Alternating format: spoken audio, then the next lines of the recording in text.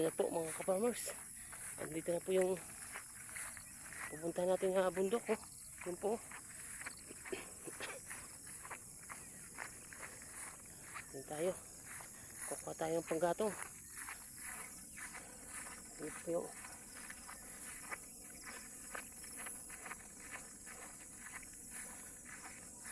ito po yung itsura dito. Ganda po tingnan pag nandito ka sa kabundukan.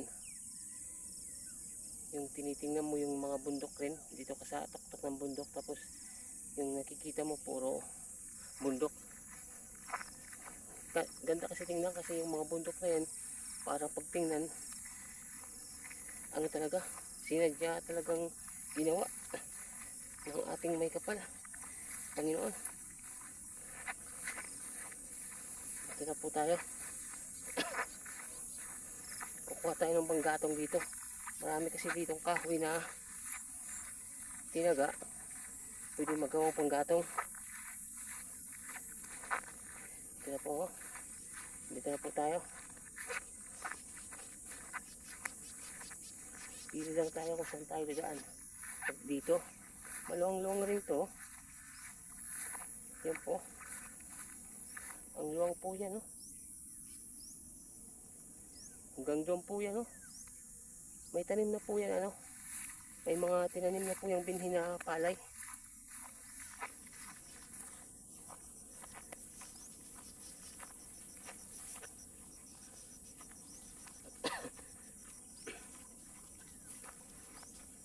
Dahan-dahan pa tayo kasi parang matarik pababa. Baka tayo paggulong-gulong pababa.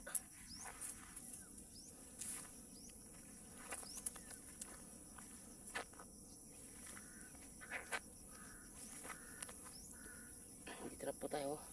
Kitang-kita na po natin yung bundok na tinaniman. Ito na po.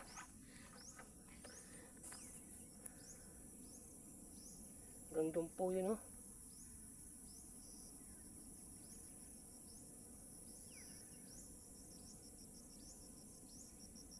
Kukuha tayo ng panggatong. Kukuha tayo ng mga panggatong dito kasi daming kahoy dito. Pero hindi ko alam kung saan ang maganda nitong kahoy na to. Kung saan ang talagang maayos na gawing panggatong.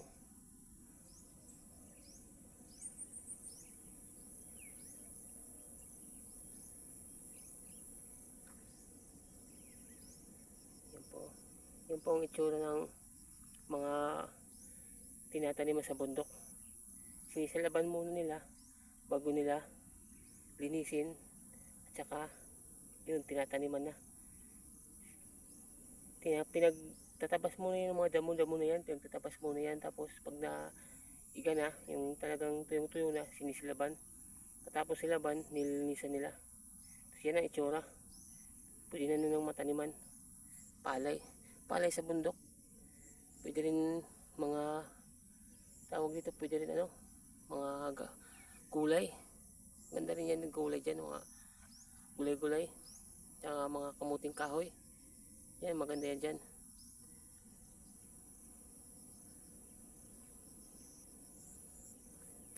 Ikot-ikutin muna natin para makakuha tayo ng magandang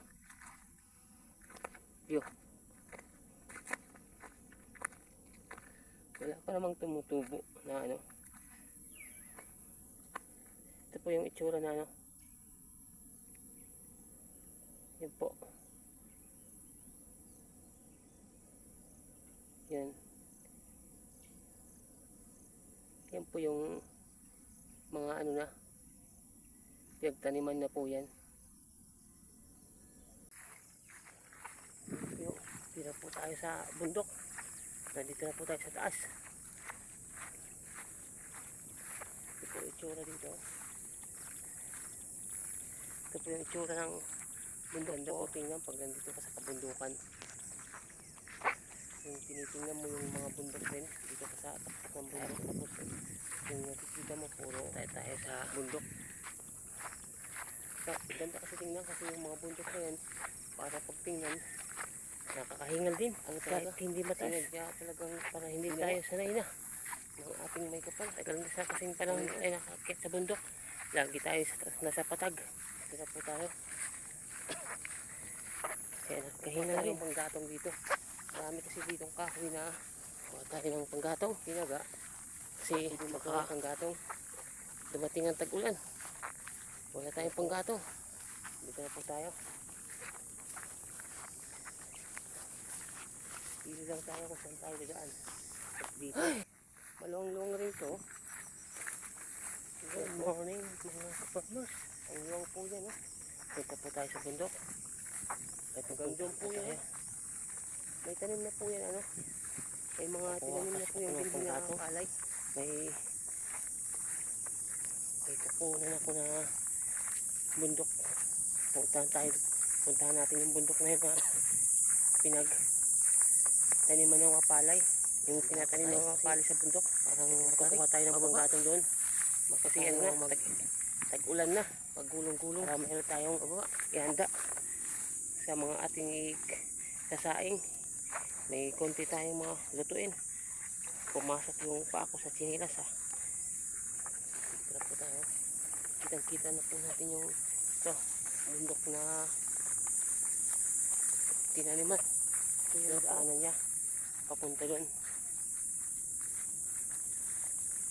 Medyo po yun maano to. Layo konti. Huwag tayo ng panggatong.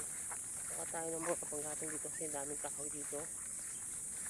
Para naman di ko alam kung tayo maganda nito kahoy na to. Ano natin? Saan ang pupuntahan? Talagang maayos na yung panggatong.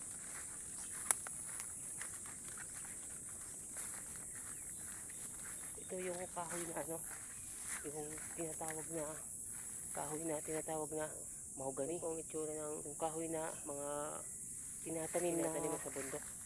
Inaano talaga, inalagaan. Yan po nila linisin. Tsaka yun, tinataniman na. Ganda po nung ganda po ng muna yung mga damo-damo na yan. View dito sa mga yan. Tapos yan po. Iga na, yung talagang tuyong-tuyo na sinisilaban. Tapos silaban, nilinisan nila. Yan ang itsura. Pwede na nun ng mataniman. Palay sa bundok. Pwede rin mga tawag dito, pwede rin mga gulay. Ganda rin yan yung gulay dyan, mga gulay-gulay. Yan po yung kamuting kahoy. Yan, maganda yan dyan. Yan po yung kahoyan. Ikutin muna natin. Ay makakuha tayo magandang tayo akyat. Tayo dito dadaan. Saan daanan dito? Namang tumutubo na wala yata daanan dito. Ito po yung itsura na yan po.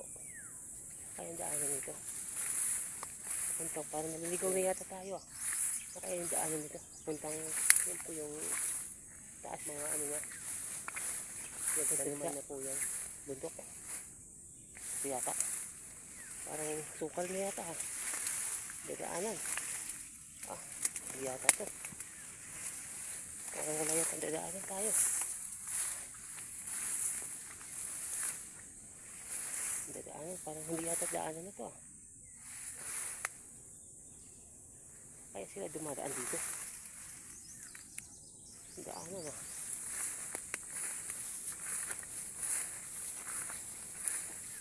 Kaya yung daanan nila. Kaya naliligaw tayo sa daanan Saan sila dadaan? Kaya sila dumadaan.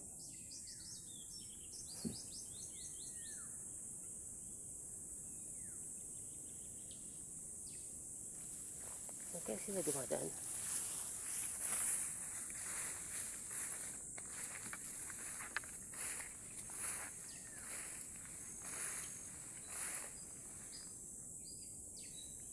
Sila dumadaan dito.